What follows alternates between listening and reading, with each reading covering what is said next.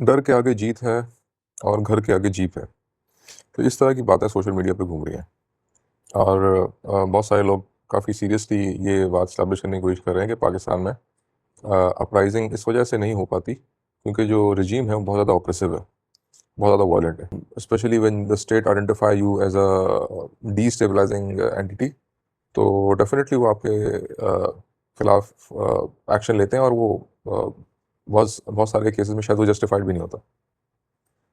But I'm not trying to defend. I'm not trying to defend what the state is doing in Pakistan. But ये जो ये कहना कि जी पाकिस्तान में क्योंकि वो स्टेट ऑप्रेसिव है तो उसकी अपराइजिंग, मतलब दुनिया में कौन सी ऐसी अपराइजिंग है जहाँ पे जिसको स्टेट ने अप्रूव किया है? मतलब रेवोल्यूशन आप कह कैसे सकते हैं उस पर्टिकुलर ट्रांसफॉर्मेशन को सोसाइटी की जो स्टेट की मर्जी से जो है वो तो मतलब I mean we need to get out of these illusions honestly. अच्छा, एक सवाल तो ये है कि क्या पाकिस्तान में अपराइजिंग क्यों नहीं होती? दूसरा सवाल ये है कि क्या ये अपराइजिंग पाकिस्तान में किसी किस्म की तब्दीली ला सकती कि नहीं ला सकती? अच्छा, पहला सवाल जो है वो पाकिस्तान में अपराइजिंग क्यों नहीं हो सकती? मैंने पहले भी वीडियो बनाई थी काफ़ी डिटेल्ड। उसके अंदर मैंने एक्सप्लेन किया था कि पाकिस्तान में जो बुनियादी वजह है वो ये है कि लोग यूनाइटेड नहीं हैं। उनका कंसेंसस भी नहीं है किसी स्पेसिफिक प्रॉब्लम के ऊपर और there are external threats continuously being faced by the society. दूसरा सवाल ये कि क्या अपराइजिंग के ज़रिए पाकिस्तान में तब्दीली लाई जा सकती है? तो I don't think this is possible. उसकी फंडामेंटल रीज़न ये है कि यहाँ भी अपराइजिंग्स किसी हद तक कामयाब हुई भी हैं। फॉर एग्जांपल बांग्लादेश के अंदर तो बांग्लादेश में there was a very clear target. Hasina Wajid की हुकूमत और उसके साथ जो भी उसका पूरा ग्रुप था that was dominating the whole. कहीं भी आप चले जाएँ, श्रीलंका के अंदर there was a family, Egypt में there was a dictator, Syria में again there was a family and a dictator, India के अंदर द टारगेट इज़ बीजेपी। तो it has to be one particular dictator और a family or a particular political party, a very clearly identifiable group who is doing something which everybody agrees on. सबका agreement है कि हमें ये particular group which is very clearly identifiable is doing this specific thing which is not acceptable, therefore we need to take a stand against this particular group.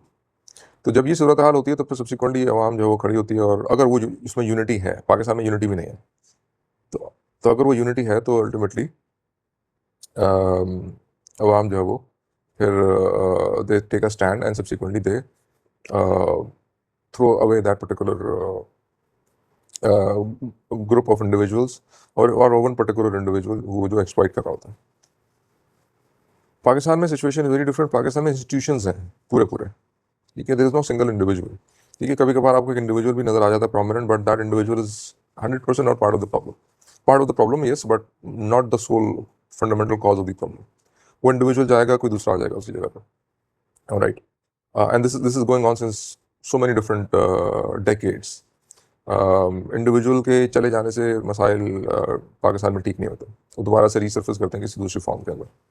ठीक है, एक particular हुकूमत आती है, उसकी वो भी उस तरह एक्सप्लॉइट करती है, दूसरी हुकूमत आती है, वो भी उस तरह एक्सप्लॉइट करती है। मतलब literally every regime has repeated the same kind of tactics one way or the other. Differences होते हैं of course, but at the core you'll find a similar kind of a phenomena operating. So it is fundamentally a institutional systemic issue और एक पूरा culture है जो उस particular systemic phenomena को support करता है, एंडोर्स करता है। अब Bangladesh is a very interesting case in this context because अवाम ने तकरीबन कोई 4 दफ़ा पिछले कोई 40-50 सालों के अंदर हुकूमत को जाने पे मजबूर किया है। और every time the new regime ends up behaving exactly in the same manner जिस तरह पुरानी रिजीम बिहेव कर रही होती है। उसका फंडामेंटल रीज़न क्या है कि जो अंडरलाइन ग्राउंड रियलिटीज़ हैं, जो सिस्टमिक कल्चरल प्रॉब्लम्स हैं, वो एड्रेस नहीं हो पाते।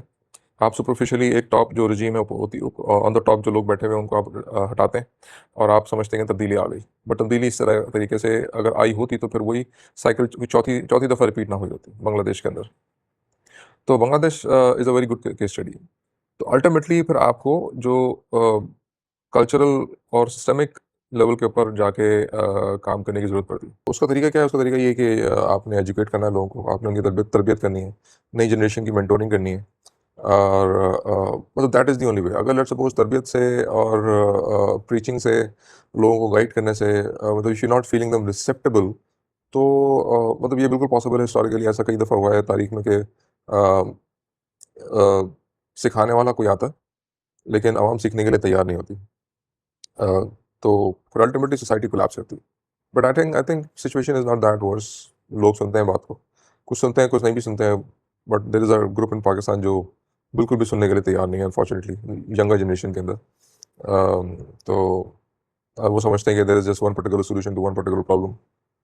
तो इतनी सिंपलिस्टिक अप्रोच और इतनी सिंपलिस्टिक सॉल्यूशन से आप, there is not going to be, ultimately disappointment होगी, और उसके बाद फिर you'll be finding some other excuse or target to transfer the blame towards. Thank you.